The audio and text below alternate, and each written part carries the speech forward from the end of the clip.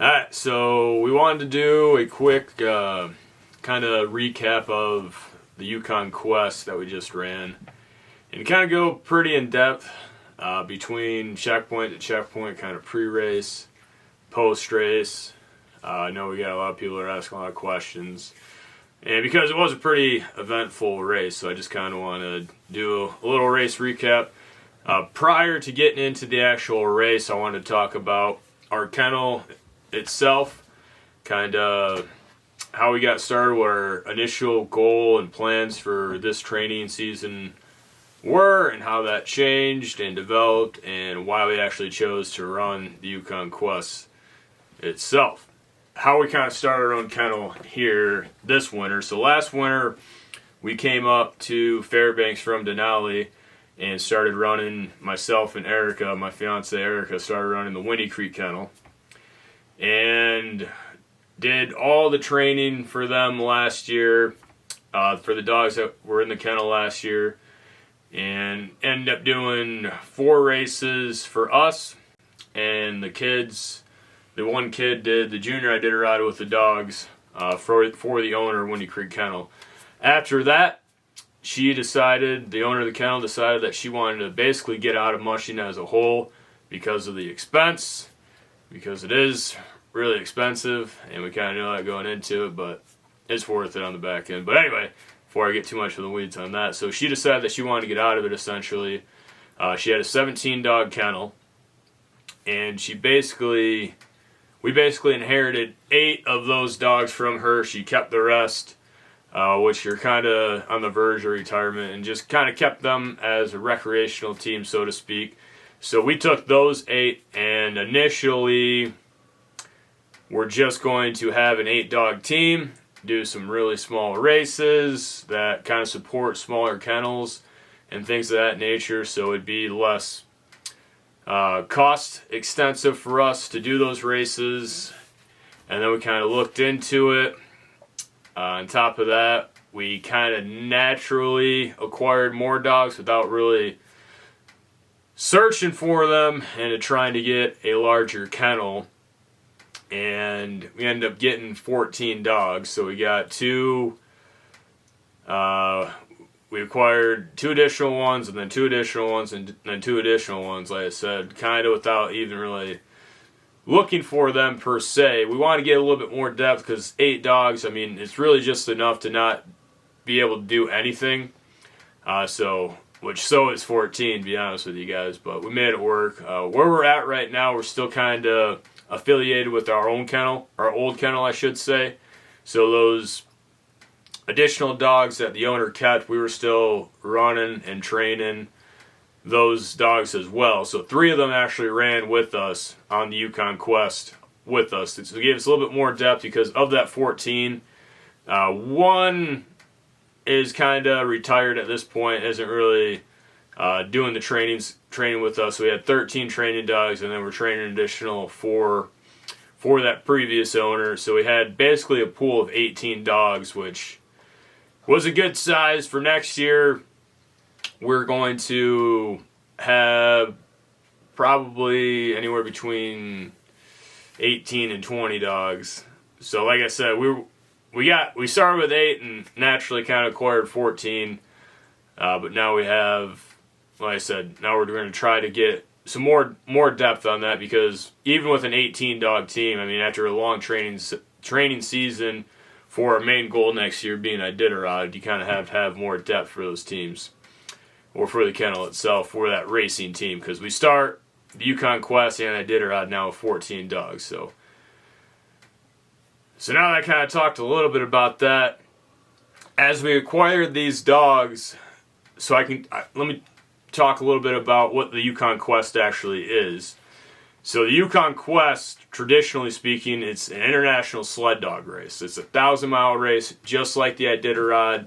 And while the Iditarod, for whatever reason, seems to have a lot more notoriety, the Yukon Quest, you can ask any musher, and they'll probably say that it is a more challenging race, because so first off, it's a month prior, so typically you see a lot more colder temperatures. You can easily see -50, potentially -60 degrees out there. There's a lot less checkpoints, so you're going to be doing a lot longer runs in between checkpoints, a lot more camping out and trail in those colder, harsher conditions. And you're spending about 400 miles or so along the Yukon River compared to the Iditarod, which depending if they're doing the northern or southern loop, it's only around 100 to about 200 miles on the Yukon River, which has its own challenges. And that was the Yukon Quest, 1,000-mile race. They ran it for years and years, and it's an international sled dog race, so it'd either start here in Fairbanks and finish in Whitehorse in the Yukon Territory in Canada, or they would flip-flop, and the next year it'd start in Whitehorse and finish here in Fairbanks. So again, 1,000-mile race. And being an international sled dog race, since COVID happened and all the border restrictions and all that fun stuff, there hasn't been the full 1,000-mile race since 2020. So basically it's split into two entities. Now there is Yukon Quest Alaska, which is what we've been running the last few years, and the Yukon Quest on the Canadian side. And last year, on the U.S. side, they ran the premier race of a 550-mile race, and then they ran the 300-mile race, which we ended up running last year, and then they had the 80-mile race as well. And the Canadian side had, I believe, a 450 and a 250-mile race, and potentially like a 100. They had another small race on that as well. This year, the Yukon Quest Alaska kind of backed down from that 550-mile race because last year they wanted to get the 1,000-mile back together. There was talks. They wanted to do it again this year. There was talks. It's just hard once something splits into two entities to get them to come back together. And every musher wants the full 1,000-mile quest to continue and to happen again. So we're all pushing for that. So hopefully in the near future we'll be able to see that again. But like I said, so 2 years ago they had the premier race here on the U.S. side be a 550, and then on the Canadian side they had a 450-mile race. Well, this year the Yukon Quest Alaska decided that the premier race on this side, it would make a lot more sense to just run a 300-mile race because the 550 had some challenges in it where they ended up having to backtrack for a lot of the trail, and a lot of the mushers kind of live somewhere along that trail. So going by once, you can get your dogs to do, get them to go by their home twice. Sometimes they can be reluctant, especially in a race. It kind of changes their whole mentality because they think they're home. They think they're getting done at the end of the run. So due to some issues like that, and kind of they took a consensus of a lot of the mushers, a lot of the organizers, a lot of the trail breakers that put this event together, and they made a decision to make the premier race now a 300-mile race. And so we heard that, found out about that. We ran that race last year, the 300-mile race, in my first year of mushing, and we were able to complete that. It was a challenging race, and like I said, I'll get into kind of some of the challenges that occurred even this year. But I did that my first year with these dogs with a lot less training, a lot less experience into it. And then when they made that the premier race, so a lot of that purse, they didn't have quite as big a purse as they had for the 550, but they still had a relatively decent-sized purse for the 300-mile race.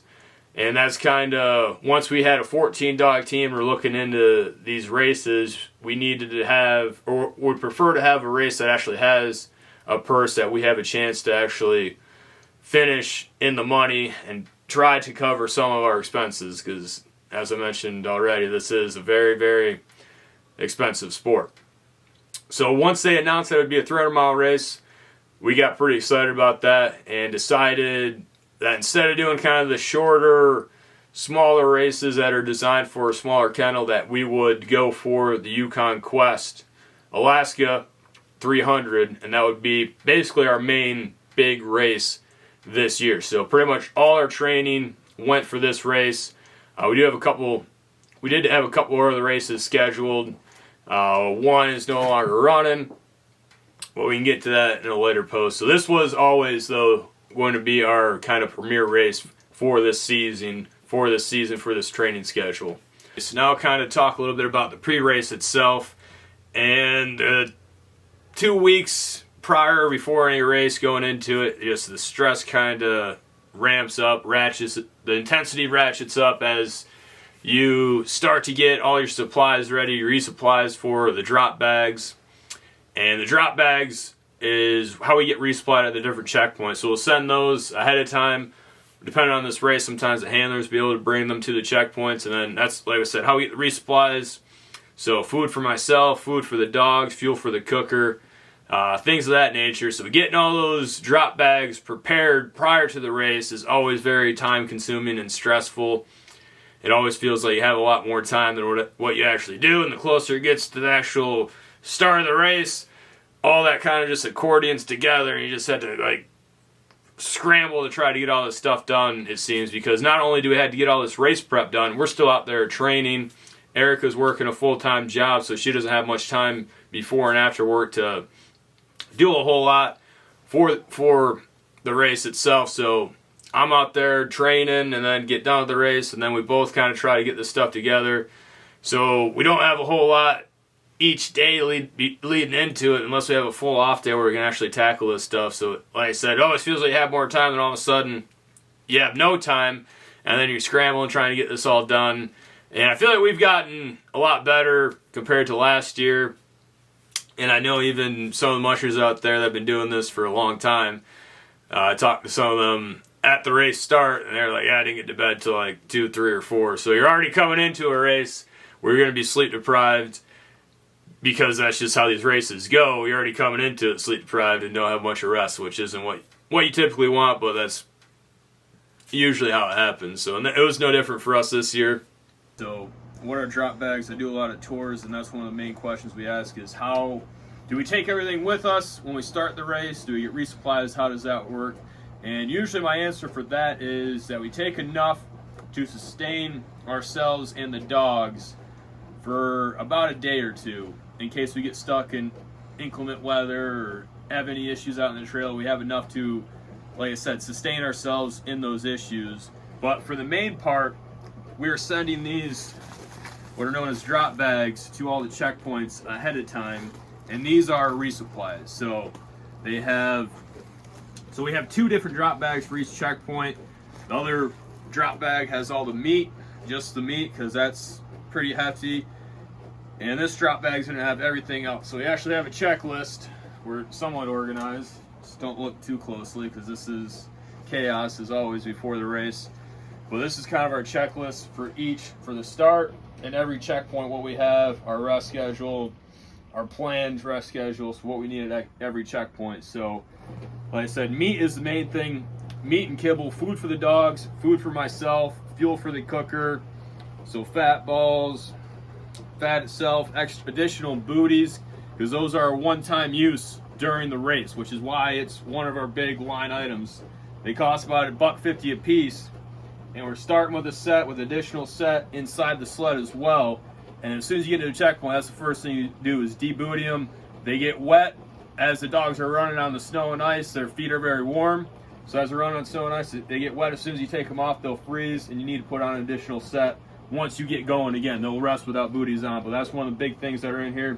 Like I said, food for myself, that's pretty much it. So, and straw for the dogs to bed down when we get into the checkpoint, or for sleeping out on trail. Those are the things that we really need. So that's how we get resupplies during the race.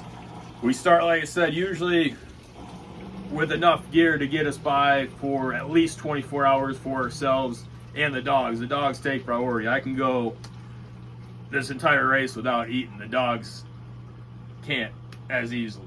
They got to, like I said, again, talked about this before, but the dogs rip through calories. They're calorie burning machines, and that's why we spent so long cutting and chopping up meat, and we got fat and kibble and all the supplements they have, because they burn through so many calories during just the course of a winter day as it is when they're not running. Because we can talk about the dogs and more in general, but they have a dual coat that keeps them warm, and it has a top coat that has these stuffed guard hairs that wick off the wind, the rain, the precipitation from penetrating down to their thick undercoat, and that thick undercoat is what keeps them warm. But ultimately what warms these guys is their metabolism. They're calorie burning machines, and that's why I gotta feed them so many calories during the course of a winter day. and especially during race day. So that's why we're bringing so much meat. So typical winter day, just out there chilling, they're consuming about 6,000 to 7,000 calories. Not only to have the energy to, if they're training, but to also stay warm. Because like I said, their internal metabolism is what ramps up and what keeps them warm. Come actually race day, they can easily burn in excess to 8,000 to 10,000 calories, especially the colder it gets. So they have an internal thermostat that's going to stay right around 101.7 degrees Fahrenheit. So the colder it gets, the more fuel they got to start burning. That's why I got to bring so much fuel for the dogs, so much meat, kibble, and fat to keep them energized during the course of the race. Alright, so this is our additional drop bag for 101, which is the second checkpoint. And in here, I got, without getting too much strategy here, I got 2 bags of these kibbles. So these are good for 1 meal each. This is about 3 big bowls of kibble for the 14 dogs, including with the meat that we're going to be cooking. That'll be good for 1 meal for our team. So we're going to have 2 of those for 2 meals. 1 there and then 1 on the run in between the next checkpoint as well. And then I have my food right here, which these are actually MREs that I paid for. I never thought I would say that sentence. I used to throw them away and sell them when I was in the Marines. But they are pretty good foods for these types of situations. I can put them, the main meals and stuff, right in the cooker with the boiling water, as you guys may have seen in a different video that I did. So that's my food, their kibble. We got fat outside to keep frozen I'm going to put in here as well as the fat balls for additional snacks. We got booties that are outside too. And I got 2 MREs here because I'm going to be resting in the checkpoint. That's what else is in there. 6 bags of meat in the other one. The fat balls, fat bag, booties. And then we also have this, which has just additional snacks. So talk about high fat, high carbohydrate for the dogs, as well as for us. Protein, fat, and carbs is our fuel. So I got stuff that's easy to eat when it's frozen. So Reese's Pieces, I love Reese's, and it's high calorie. I mean, and I get an excuse to eat that kind of stuff I'm out there. Also got additional book of matches for each one of these checkpoints. I got a whole bunch of matches and fire starter material inside my sled, mainly to start the cooker. We use methanol in the bottom of that to light the methanol. But like I said, I do have a fire starter in case of an absolute emergency. If I go through the frozen ice and I'm fighting for my life, I have that capability. It's not like there's a whole bunch of kindling and firewood out there, but I got it anyway in the event of that. And that's pretty much it. So like I said, just food for ourselves. Well, I guess we got, again, additional hot hands. Those are a necessity. And we started putting an extra pair of gloves after the Willow when I went through the water. Thankfully, it wasn't -40, -50 like this race is going to be. It was like 30 above, which is the reason I went through the water, because it was thawed. But it was also the reason it wasn't as big of an issue. But back then I only had my 1 pair of gloves and my beaver mitts, and both of those were completely soaked. So now I think I got 2 or 3 additional pair in my sled. And we also have a pair in each one of the drop bags. In case I do go through and have to use those, I can replenish those dry gloves as well. Like I said, we got better at it.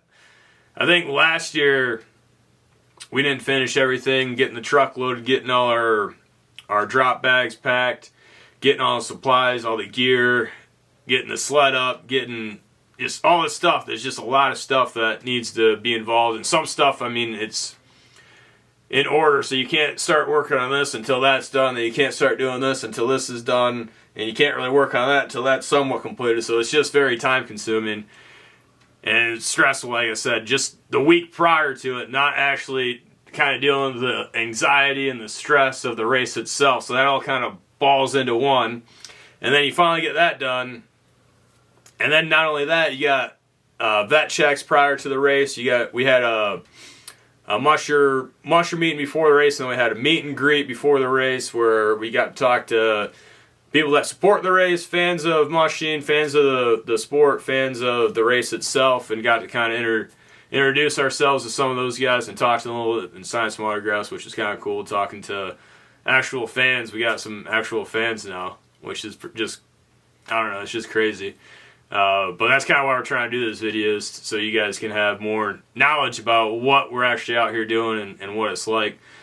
But even in that musher meeting and the meet and greet, a lot of the mushers that don't live in Fairbanks, they're traveling up here, and they have to have everything ready for the race when they come up here. So they're a lot less stressed out than me, myself, and other mushers in the Fairbanks area that don't have to have everything ready, because if you're traveling up here, you got to have everything packed already. You got to have your drop bags ready when it comes time for the vet checks and the musher meeting, which I think was on Thursday, and the race was actually started Saturday.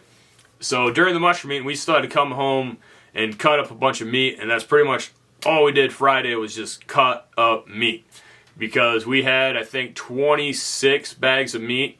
It's like, like a 10, 20-pound bag, something like that fits in, that we had to cut up into snack-sized portions for the dogs that we feed out on the trail. And we got a video of us actually doing some of that to kind of help explain what I'm talking about. And we don't really have necessarily the best equipment to do that, because we're out here, we're using a chop saw or a miter saw, and then and on top of that, it was really, really cold.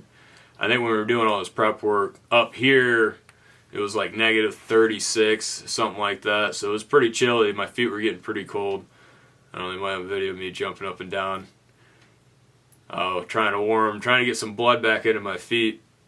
So, it's the day before the race. We got pretty much everything prepped except for cutting up the meat for the snacks for the dogs. So this is what we try to cut it up into. We have a miter saw to cut it up for the dogs for those snacks, which isn't the optimal setup, but it's what we got. I don't want to speak for most mushers, but ideally you'd have basically a big bandsaw, a big meat saw to cut this up into snacks.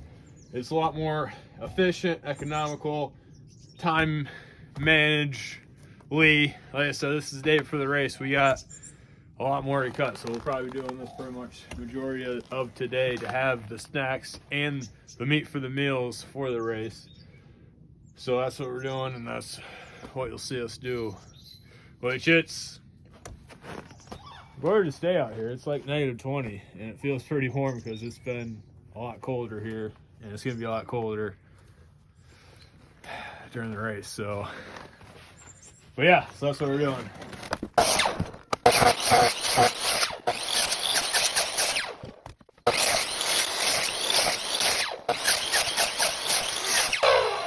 And these bigger chunks gets to the point where it gets more dangerous to cut. We'll cut those up later for the actual meals that we plan out, not the snacks themselves. So then you're going through all that, and it's so cold when you're just prepping it, so you're kind of, the race is always in the back of your mind, basically, is what I'm trying to allude to. So even though you're stressed out trying to get all this stuff together, even when it's all done and it's 2 o'clock in the morning and you can finally go and get some rest, usually you don't get a whole lot of well-rested night's sleep, because everything, I mean, you just start clicking through. All right, so when I get there, I got to get this, and that ready. Okay, if we leave and then this happens, what do I do for that? Or at least that's how I am. So I just going through all these different potential scenarios or possibilities in the race. So before race, I mean, it's just high anxiety. She's got a video Erica has video of me right before the race. It's just after 8 a.m. and we are on our way to the start of the Yukon Quest Alaska 300 2024. How you feeling? Pretty anxious, honestly.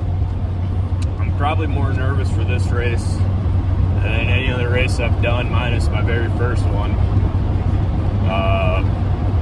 Just the unknowns. I mean, you always go through your head of all possibilities. Once we get going, it'll be fine. I mean, then you're just running dogs, which we've been doing a lot of this year. Preparing for this, I mean, pretty much since we got our dogs in August or September, really. After we signed up for this race, for sure. I mean, this has been on my mind almost every day since then. So this is what we've been preparing for and training for. So once we get out there, like I said, you just get in the zone and you're just running dogs and muscle memory. But just the pre-race angst is always like this. But like I said, as soon as we get started, it'll be fine. The dogs are ready. I mean, I wish I was as tough as the dogs are. They're the ones that are born and bred to do this. We just do the best we can to adapt to it. And the real concern is just the temperatures. So it's going to be like negative 46, negative 50 at the start, with potential wind chill in the below negative 60. And the cold, I mean, that's one thing. But it's just, if we get wet with the cold is the big concern. So if we stay dry, we'll be all right. I'm foreseeing a lot of people change up their strategy and probably stand in more checkpoints than what they would if it wasn't this cold.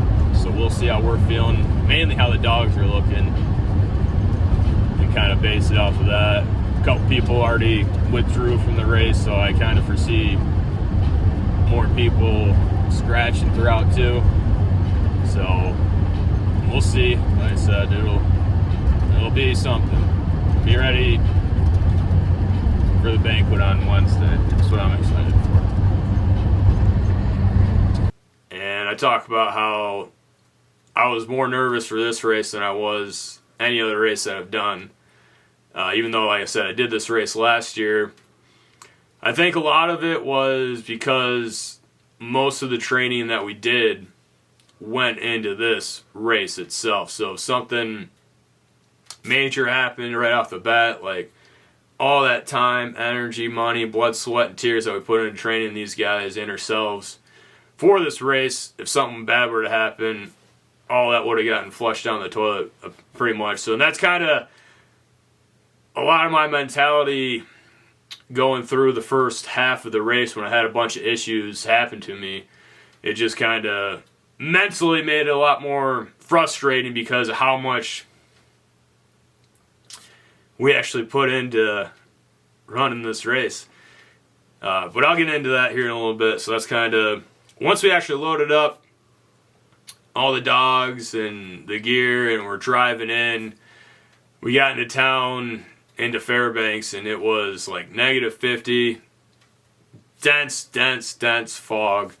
Like, couldn't see more than, 50 to 100 feet driving. So we were driving pretty slow, just trying to cruise in there. And we got there, like at 8? Yeah, 8:30, something like that. And the drop dead time was supposed to be like at 9. So we got there with plenty of time. And we drew bib number 1. I don't think I mentioned that yet. So I'll backtrack a little bit. So at the mushers meeting and the meet and greet was also the bib draw. And that is completely by chance. So that's how we determined our starting position. So we drew numbers out of an old boot. And I was the second one to draw a number because we went by the order that we signed up for the race.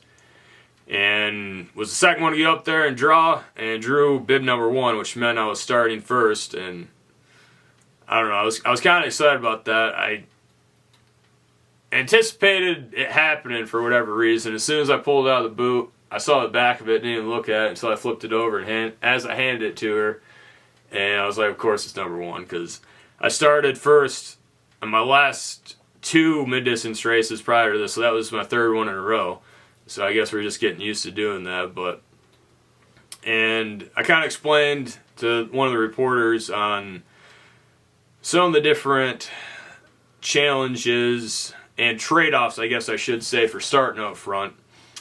So I was kind of excited to start up front. Last year, I wanted to start dead last because I knew there'd be a lot of faster teams in front of me, and passing wasn't really our strong suit last year. So last year I wanted to start dead last. This year I was actually kind of pretty stoked to be starting first.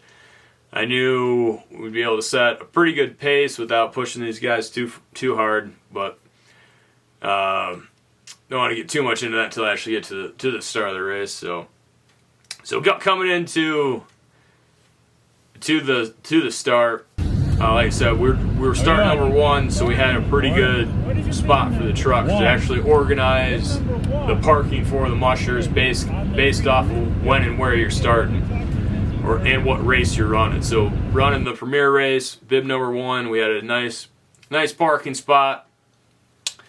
Pulled in there, got out of the truck, walked back to the back of the truck, and realized that the tailgate fell down while we were driving in. Didn't hear it or feel it or nothing, but it has to be with how cold it was, just the latch not holding up properly to it. So luckily nothing came out. We had a lot of gear. We had a lot of our harnesses, the gang line, my parka just kind of sitting on the tailgate. But it was all still there. And then got to the back of the sled, and the strap that was holding the back of the sled fell off as well. The strap was still there, the sled was still there, so avoided some potential real bad things happening right off the get-go. So that kind of put me into a relatively good mood, honestly, because it could have started off a lot worse than what it did, so kind of felt lucky at that point. And then for the start, once you're actually at the race, the start of these races is a challenge as well. So we've kind of gotten a pretty good routine, just myself and Erica have gotten really good routine. I was pretty proud of how well we did that, just us. So here we are, getting ready for the start, about an hour away from the start of the race. It's a little chilly out today. These guys are ready though. There you go. There you go. Come here. There's a lot of teams that come out there, and there's a lot of teams, don't get me wrong, they're squared away, know what they're doing, boom, boom, boom, boom, boom, well-organized, well-oiled machine, a lot of experience. There's other teams that come out there, and it's complete chaos, it's just a mess, there's no organization whatsoever, and they just, I don't know how they get ready, which was, yeah, similar to what we were doing last year, before we really knew what we were doing, but every single race we just progressed. And this year, usually the biggest thing for me, the challenge for me was like when to actually drop the dogs and get them ready. Because you get there and you got like 3 or 4 hours, and then you don't want to bring them out too early, and then they're just sitting there, and you know, so that was always the thing. And then all of a sudden you got 30 minutes from that 4 hours somehow just. So this year, like I said, we were starting first, so we knew exactly what time we were going. We weren't waiting on anybody. 11 o'clock, we were out, so we knew exactly what time we had to get it going, too. So we just got out of there, pulled the sled out, got some of the gear out, got that kind of prepped and ready, and then just started dropping dogs, and then just took our time, went through, and then we did a quick nail trim, put some final dog tags on these guys for their markers. That was kind of a little bit of a thing because there wasn't S-hooks. But we got that all figured out and squared away. And then just started, like I said, booting them, harnessing them, and then putting their coats on. And then just did that real methodically. And by the time we kind of got all the dogs ready and all our gear ready, it was literally time to go ahead and put the dogs on the gang line. We're at the start. It's 10:43. Ready to go. We're gonna start hooking up the dogs. Everybody's ready. We got a tag sled because we got a rider. So she's gonna ride, I'm gonna drive the tag sled. And we're heading out that way. And then get out to the chute. So on top of that, this year we found out at the mushers meeting that there was actually a tag sled that we were going to be bringing with us for the start of the race for the Quest guest. So for those of you guys out there who followed the Quest for a while, they did this last year for the 550, and they do this for the Iditarod, the Iditarrider is what they call it. So somebody, they usually auction them off to actually sit in that tag sled, so you kind of get to experience the start as a spectator, which is really cool. And not only that, Erica was able to ride on the tag sled behind me. She was very excited to do that. I was more excited for her to be back there, I think, than she was, because it was pretty cool to have her actually start the race with me. Last year, I had her get on my runners and kind of ride with me to the start point, but it was cool to actually have her back there. So, like I said, as soon as we got everything ready, we just ripped to the start line, and then got there. Our time to leave our staging area was 10:53. Like I said, we started at 11 a.m. The start of the race was 11. We were the first musher, and then it's 3-minute intervals behind that. So the next musher, bib number 2, would be 11:03, 11:06, so on and so forth. So we got there, like, by the time we actually got the dogs and the guys that were steering our team actually found where we were going, we got to the chute, and it was, I think we had like 5 minutes or so. So I went down the line, asked all the dogs if they were ready, got a cool video of that, and then gave Erica a kiss, and then just basically stood in the sled and still had like 2 minutes, which was crazy, because kind of talking about the start of the race being chaotic, usually like you're just starting, you're getting everything going, and then all of a sudden, like I said, you got like no time whatsoever, so then you're running, trying to get all these dogs ready, and then as soon as you get all the dogs hooked up, you just pull your snow hook and go, and then you get to the line, and like, it's your time, and then you just go. So this was the first time I actually had time at the actual start of the race to kind of, talk to the dogs a little bit, get them pumped up, and then, like I said, was able to give Erica a kiss, and then still had like just 2 minutes to just like sitting there. Like I was almost ready to go back through the line and talk to the dogs some more, but then it's like, all right. So then the race actually started.